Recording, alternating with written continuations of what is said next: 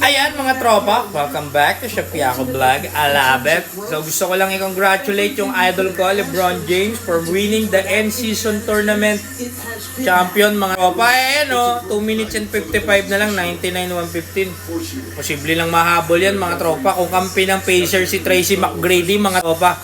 So yun yung maganda na naisip ni Adam Silver na yan mga tropa.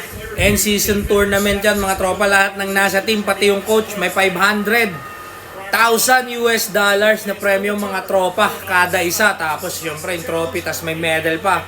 Hintayin na lang natin kung sino yung MVP mga tropa ng end season tournament.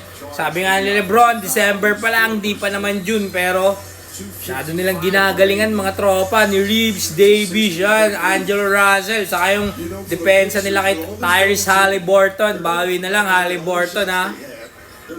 So yan, ang galing mga tropa. Once again, congrats Lakers.